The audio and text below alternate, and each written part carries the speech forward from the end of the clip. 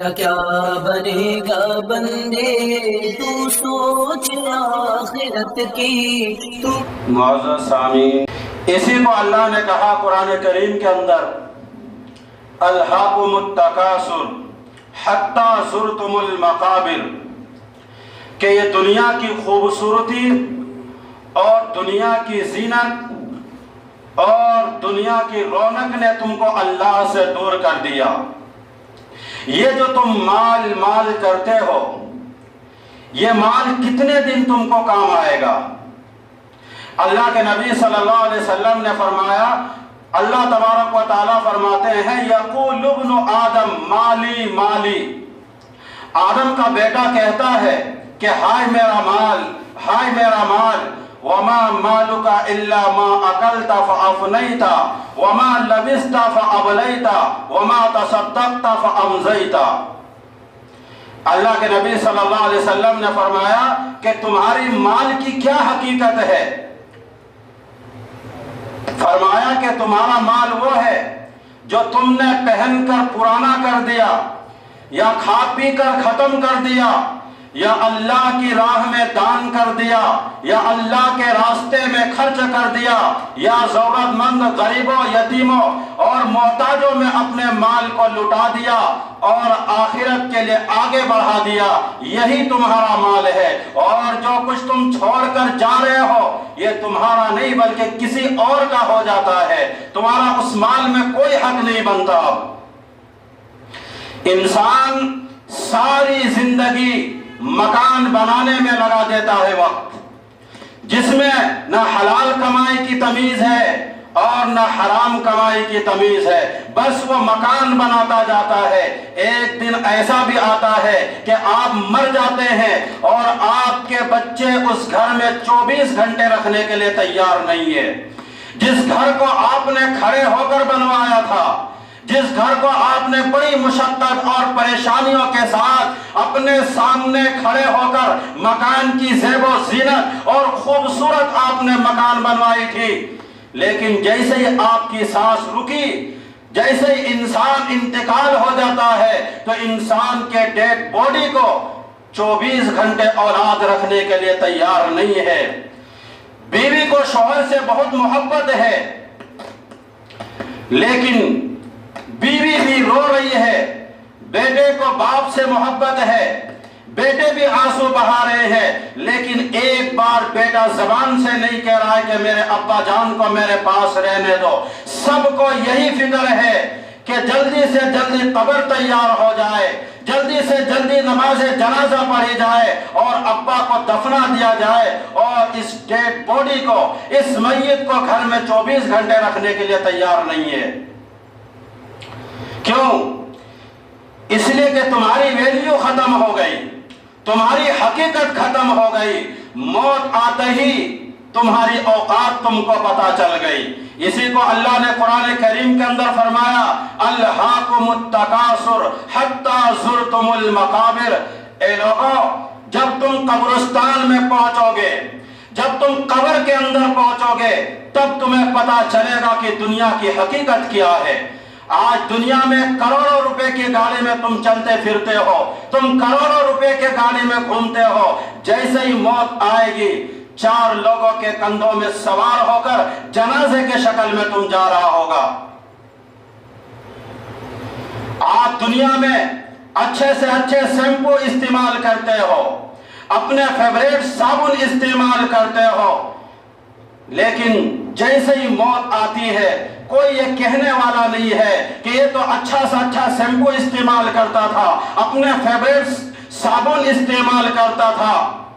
اگر کوئی دوسرا صابن لے آئے یا کوئی دوسرا شیمپو لے آئے تو استعمال کرنے کے لیے تیار نہیں، بلکہ الٹا غصہ کرتا ہے، ڈانٹ کرتا ہے، کیا تجھے معلوم نہیں کہ میں یہ شیمپو استعمال نہیں کرتا ہوں، یہ صابن استعمال نہیں کرتا ہوں۔ جیسے ہی موت آئی کوئی کہنے والا نہیں کہ اس کو اچھے سے اچھے شیمپو سے کیوں نہلا رہے ہو، کیوں اچھے سے اچھے صابن سے نہلا نہیں رہے ہو، کوئی کہنے والا نہیں ہے۔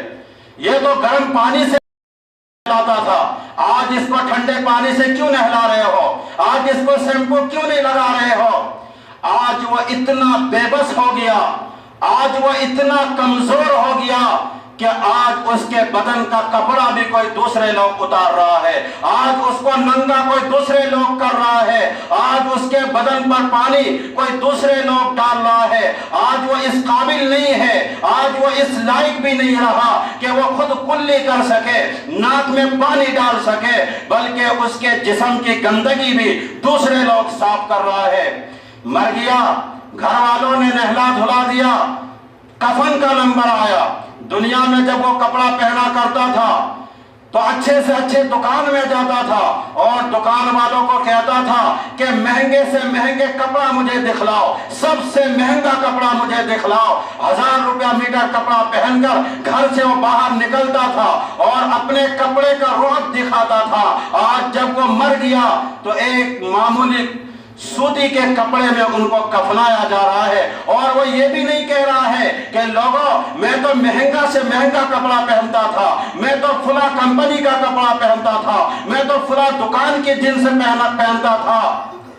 آج سارا برانڈ ہوا ہو گیا، آج ساری کمپنیاں ختم ہو گئی، آج تو اس کو جس کپڑے میں کفنایا جا رہا ہے وہ تو کفنایا جا رہا ہے، کفنا دیا گیا۔ لوگ آ رہے ہیں دیکھنے کے لیے کہ آخری دیدار کر لو، آج کے بعد اس میت کو، اس شخص کو کوئی دیکھنے والا نہیں ہوگا، آج آخری دیدار کر لو، آج آخری مرتبہ دیکھ لو، اس لیے کہ یہ منو مٹی کے نیچے چلا جائے گا، اس لیے کہ قبر کے اندر چلا جائے گا۔ کفنا دیا گیا، جنازہ تیار ہو گیا، 4 لوگوں نے اپنے کندھے پر اٹھا کر قبرستان لے کر چلا گیا، اور امام صاحب نے کھڑے ہو کر نماز جنازہ پڑھائی۔ نماز جنازے کے اندر درود شریف دعا وغیرہ پڑھنے کے بعد 4تھی تکبیر کے بعد سلام پھیرا۔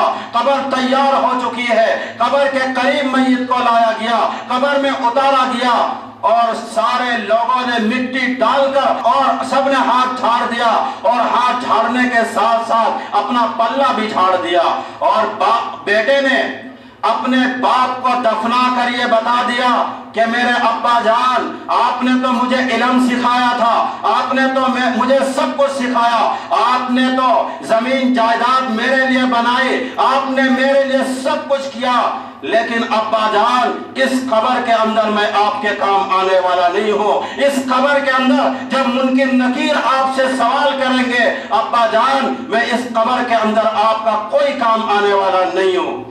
وہ بیوی جس کی زیور کے لیے اس نے حرام، سودی اور بیاج کا دھندا کیا، حرام کاروبار کیا، جس بیوی کے زیور کے لیے کان، ناک اور ہاتھ کو زیورات سے بھر دیا، وہ بیوی آج جب وہ انتقال کر گیا تو ایک بار بھی زبان سے نہیں کہہ رہی ہے کہ قبر میں آپ کی مدد کے لیے آؤں گی۔ وہ بیٹھ کر تو رو رہی ہے، لیکن آپ کی قبر میں یہ بیوی بھی کام آنے والی نہیں ہے۔ اس لیے انسان اگر صرف اپنی موت پر غور کر لے تو اسے سمجھ میں آ جائے گا کہ یہ دنیا کتنی بے وفا ہے۔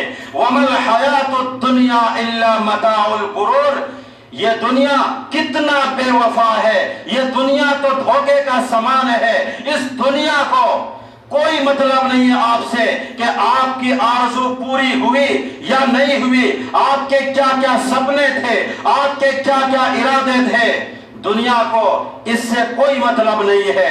آج تو جوان موتیں ہو رہی ہے، پہلے تو یہ تھا کم سے کم لوگ 50 سال 60 سال میں موت آتی تھی، موت تو ہمیشہ اپنے ٹائم پر آتی ہے، لیکن ہم سمجھتے ہیں کہ 50 سال میں مر گیا، 30 سال میں انتقال کر گیا، 20 سال میں وفات ہو گئی۔ موت ہمیشہ اپنے ٹائم پر آتی ہے، لیکن آج کل جوان موتیں زیادہ ہو رہی ہے۔ کسی کو ڈینگو ہو گیا، کسی کو کینسر ہو گیا، کوئی ایکسیڈنٹ میں مر گیا، خبر آتی ہے کہ فلاں ایکسیڈنٹ میں انتقال کر گیا، ان کے لیے دعائیں مغفرت کرے۔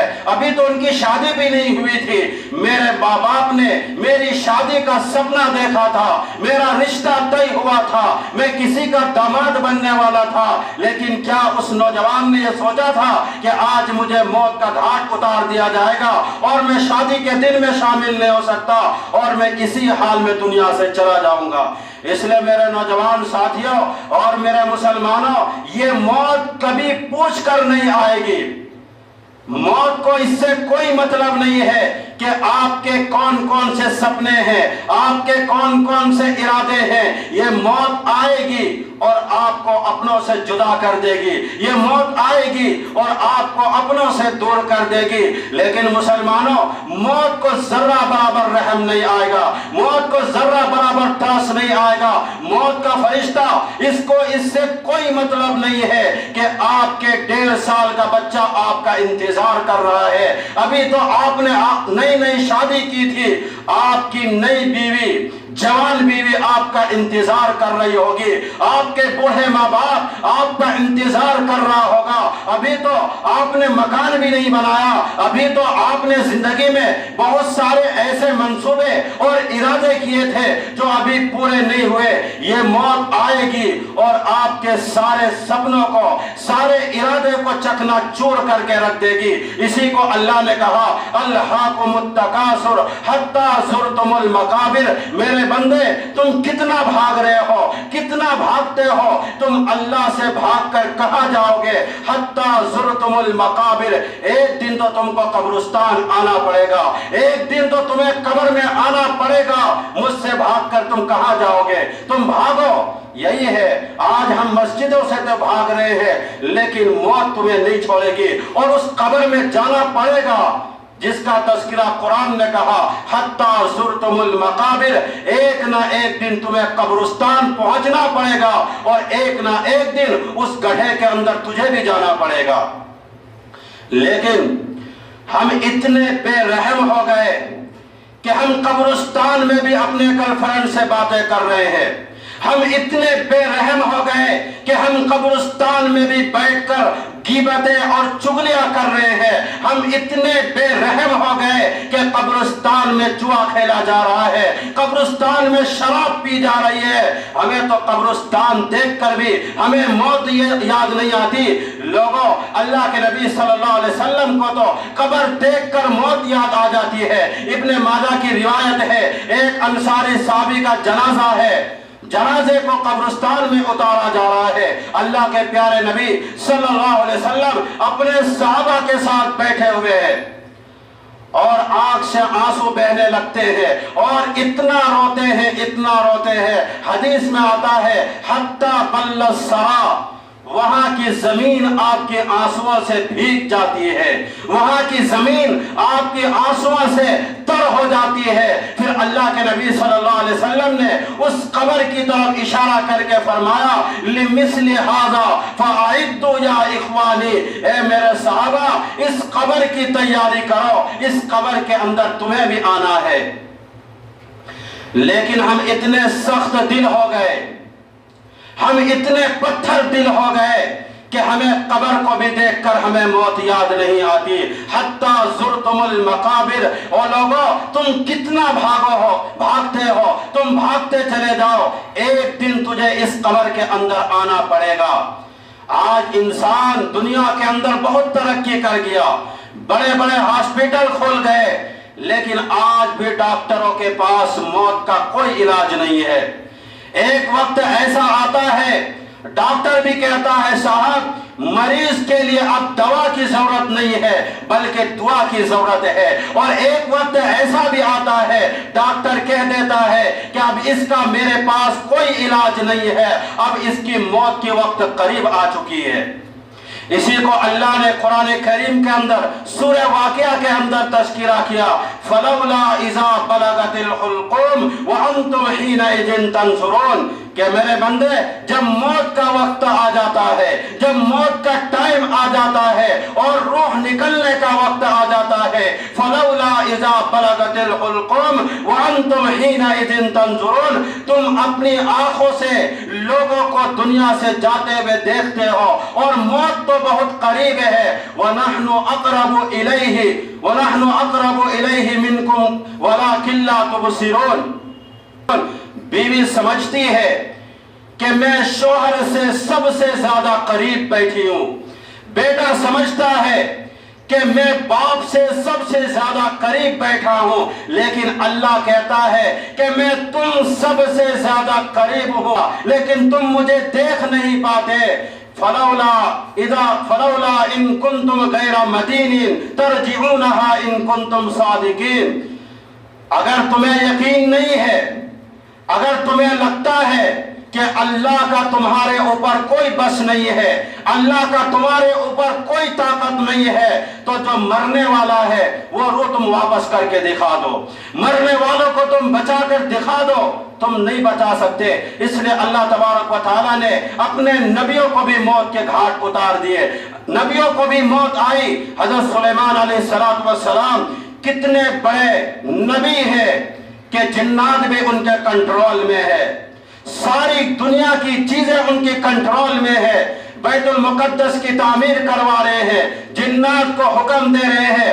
حضرت سلیمان علیہ السلام لکڑی کے سہارے کھڑے ہیں اور جنات کو بیت المقدس کی تعمیر کرنے کی حکم دے رہے ہیں، اور اسی حالت میں موت آ گئی، ڈنڈے پر سہارا لگائے ہوئے ہیں، اسی حالت میں انتقال ہو گیا، اور جنات کو بھی پتہ نہیں چلا۔ فلما قضینا علیہ الموت، یعنی اللہ تبارک و تعالیٰ فرماتے ہیں کہ جب حضرت سلیمان علیہ السلام کی ہم نے موت کا فیصلہ کیا تو جنات کو بھی پتہ نہیں چلا۔ یہ تو سلیمان علیہ السلام جس ڈنڈے کے سہارے کھڑے تھے وہ گھن کے کیڑوں نے کھا لیا تھا اور وہ ڈنڈا ٹوٹ کر گرا، تو حضرت سلیمان علیہ السلام کی ڈیڈ باڈی، یعنی زمین پر حضرت سلیمان علیہ السلام کی ڈیڈ باڈی زمین پر گر پڑی۔ تب جنات کو پتا چلا کہ مجھے غیب کا علم نہیں ہے اور مجھے پتہ ہی نہیں چلا کہ کب سلیمان علیہ السلام کی موت آئی۔ تو حضرت سلیمان علیہ السلام کی بھی موت آئی، اور نبیوں کے سردار جناب محمد رسول اللہ صلی اللہ علیہ وسلم کی بھی موت آئی پیر کے دن 12 ربیع الاول کو۔ موت سے کچھ دن پہلے آپ کی طبیعت خراب ہو جاتی ہے، فجر کا ٹائم ہے، آپ کی طبیعت میں کچھ اچھا محسوس ہوتا ہے، اللہ کے نبی صلی اللہ علیہ وسلم کھڑے ہو کر کمرے سے باہر نکلتے ہیں تو کیا دیکھتے ہیں کہ حضرت ابوبکر صدیق رضی اللہ تعالیٰ عنہ فجر کی نماز پڑھا رہے ہیں اور صحابہ کرام جماعت کے ساتھ نماز پڑھا رہے ہیں۔ اس منظر کو دیکھ کر اللہ کے نبی صلی اللہ علیہ وسلم مسکرانے لگے اور چہرے پر خوشی طاری ہو گئی، اور اللہ کے نبی نے سمجھ لیا کہ اب میرا مشن پورا ہو چکا ہے، میرا مشن کامیاب ہو چکا ہے، میری محنت کامیاب ہو چکی ہے۔ اور اللہ کے نبی صلی اللہ علیہ وسلم اس دنیا سے چلے گئے کہ اب مجھے یقین ہے کہ میرے بعد صحابہ نماز کو قائم رکھیں گے اور اس دین کو آگے بڑھائیں گے۔ لیکن ہمیں اور آپ کو سوچنے اور سمجھنے کی ضرورت ہے کہ ہماری مسجدوں کے اندر چاہے وہ فجر کا ٹائم ہو چاہے اور نماز کے اوقات ہو، ہم مسجد میں کتنے نماز پڑھنے کے لیے آتے ہیں؟ اگر یہ چند گنے چنے لوگ بھی نماز پڑھنے نہ آتے تو مسجد کی کیا حال ہوتی؟ یہ مسجد ویران پڑ جاتی۔ اس لیے قرآن نے کہا حتی زرتم المقابر، جب تمہیں قبرستان میں آنا ہے تو پھر اس قبر کی بھی تیاری کر لو، اس آخرت کی بھی تیاری کر لو، اور آپ اپنی اولاد کی فکر کرو، آپ اپنی اولاد کو دینی تعلیم دو، اور خاص طور پر اپنی بچیوں کو دین کی تعلیم دو، ان کو شریعت سکھاؤ، ان کو علم سکھاؤ، ان کے دلوں کے اندر آخرت کی فکر اور ان کا عقیدہ مضبوط کرو۔ آج جس تیزی کے ساتھ ارتداد اور ہماری بچیاں غیروں کے ساتھ بھاگ رہی ہے، اس کا قصوروار کہیں نہ کہیں ان کے ماں باپ ہیں۔ ان کے ماں باپ اپنی بچیوں پر نظر نہیں رکھتے، اپنی بچیوں کو دین کی تعلیم نہیں سکھاتے، ان کو دینی باتیں نہیں بتاتے، جس کی وجہ سے آج کفر ہماری بچیوں کے اندر بہت تیزی کے ساتھ بڑھ رہی ہے۔ یاد رکھیے، اگر کل قیامت کے دن اللہ تبارک و تعالیٰ نے آپ سے سوال کر لیا، آپ سے یہ پوچھ لیا کہ یہ تو آپ کے گھر میں ایک ایمان والے اور اسلام کے گھرانے میں پیدا ہوا تھا، پھر یہ کفر میں کیوں چلی گئی تھی، کیوں ارتداد اپنا لی تھی، کیوں دین مذہب کو، دین اسلام کو چھوڑ کر غیر مذہب کو अपना लिया था, उस दिन वो माँ बाप कहाँ जाएंगे और अल्लाह को क्या जवाब देंगे। इसलिए अपनी आखिरत की फिक्र के साथ साथ अपनी औलाद की भी फिक्र करें। कहीं ऐसा ना हो कि आप कल क़यामत के दिन नेकियों का अंबार लेकर जाए, नेकियों का पहाड़ लेकर जाए और इस औलाद की वजह से कहीं जहन्नम में ना जाना पड़ जाए। इसलिए आप अपनी फिक्र के साथ साथ अपनी औलाद की भी जरूर फिक्र करें। दुआ कीजिए।